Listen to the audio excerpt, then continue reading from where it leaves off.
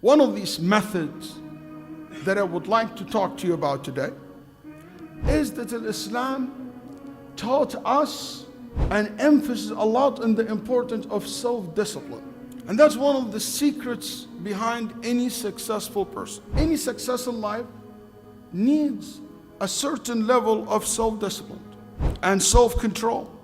Because if you rule your life, basically if you don't rule your life, it will rule you.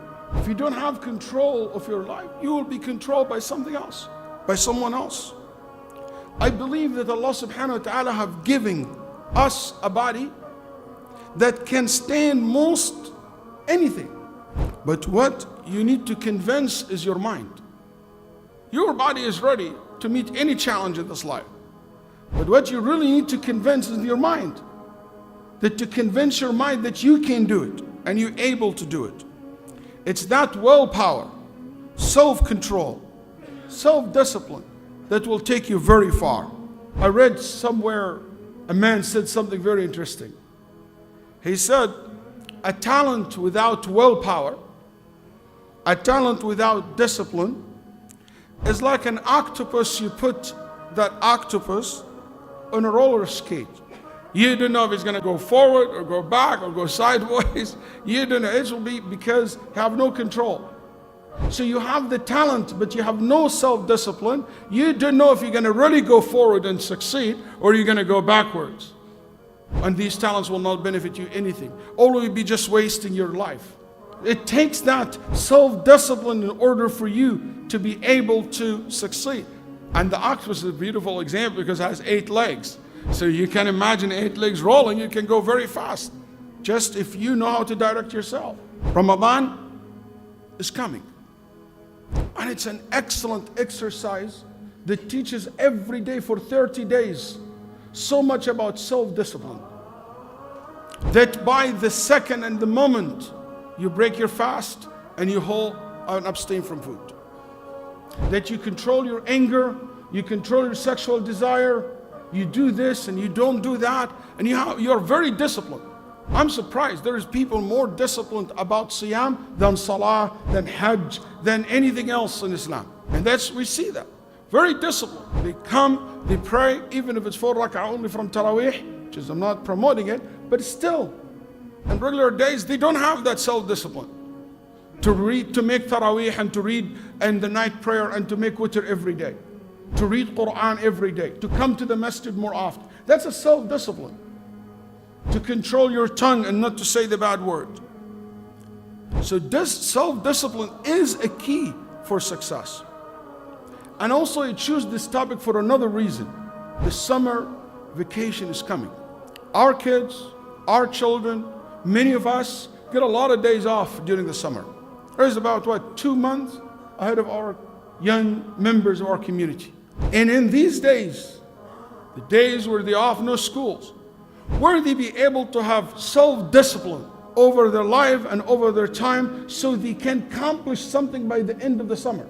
So they can tell themselves when the next semester start and the new year start, they can tell, you know what, I accomplished 1, 2, 3. So it's Ramadan and it is the summertime coming. So if we reflect upon some of the points that I'm going to share to you before I end my khutbah, I hope that this is something you reflect upon it yourself so you can benefit from it during Ramadan and during your life in general, and as well to share it maybe with your family.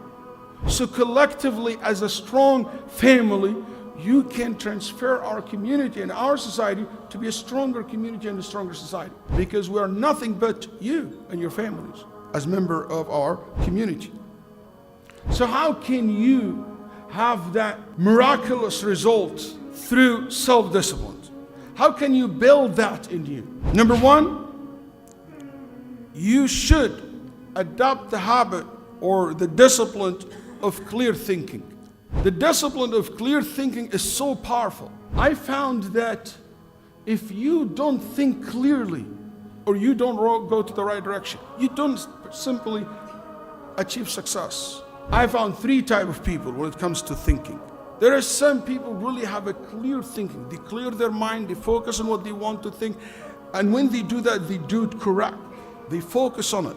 and they have very clear vision of what they want. And there is a lot of people, they think that they are thinking, which is they hate thinking. They just don't like to use their brain. They just don't want to think.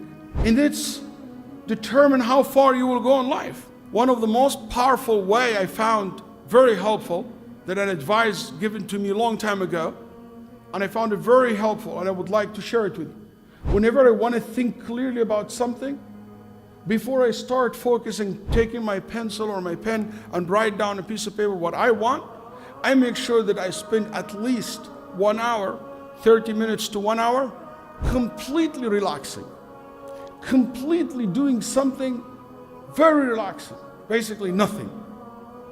It could be sometimes exercise, some people walk, some people watch something, some people go to, taking a bath, whatever, swim, go fishing, whatever, something like make you relax. And after that, you will find yourself, your brain function in a very amazing way. Also, clear thinking, it's a positive thinking. Because positive thinking will let you do everything better than a negative thinking well.